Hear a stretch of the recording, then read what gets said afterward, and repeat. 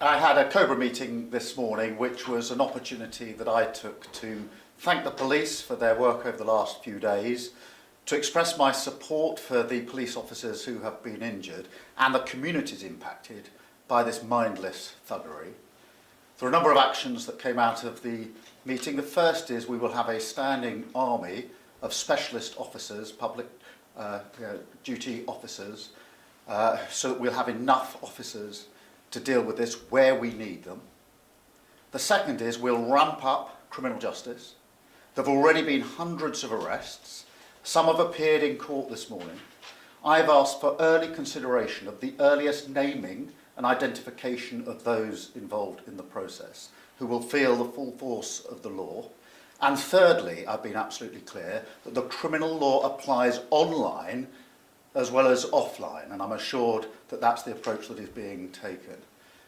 Whatever the apparent motivation, this is not protest, it is pure violence, and we will not tolerate attacks on mosques or our Muslim communities.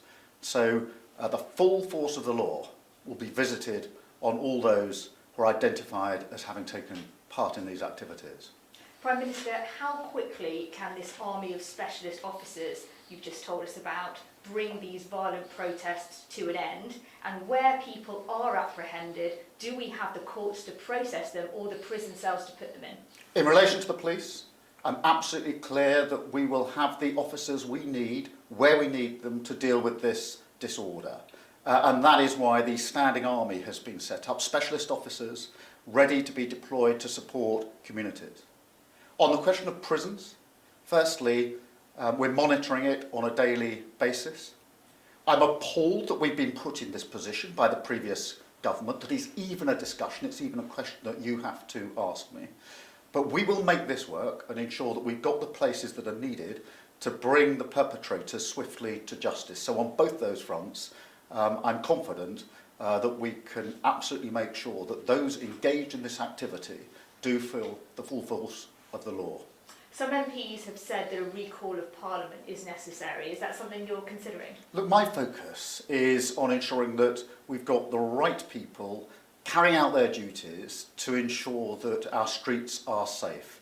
For the public, that is the first duty of government, and that's where my absolute focus is. So we don't need one at this stage? No, my focus is on making sure that we stop this disorder, that the criminal sanctions are swift and be seen to be followed, which is why I've asked for consideration to be given to the earliest identification and naming of those that are involved in this. Many have been arrested, some have been charged, some of them are in court now. We're entitled to know who they are so they can be identified at the first opportunity. But that's where my focus is, and I think the vast majority of people watching this would say that's absolutely where my focus should be. Prime Minister, Sir Mark Rowley, the Met Commissioner, left this Cobra meeting and was asked a question by a reporter about two-tier policing, which is an accusation made by some people, including the Reform Party. He grabbed the reporter's microphone and appeared to throw it on the ground.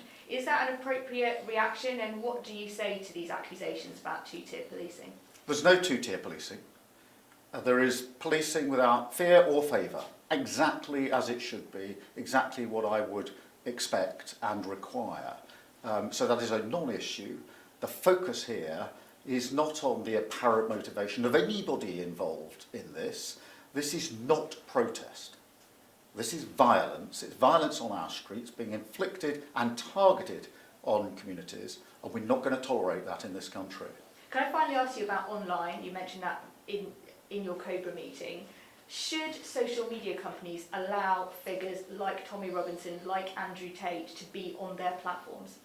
Well, the message from me this morning was very clear in the Cobra meeting, which is the law applies online. So if you're inciting violence, it doesn't matter whether it's online or offline.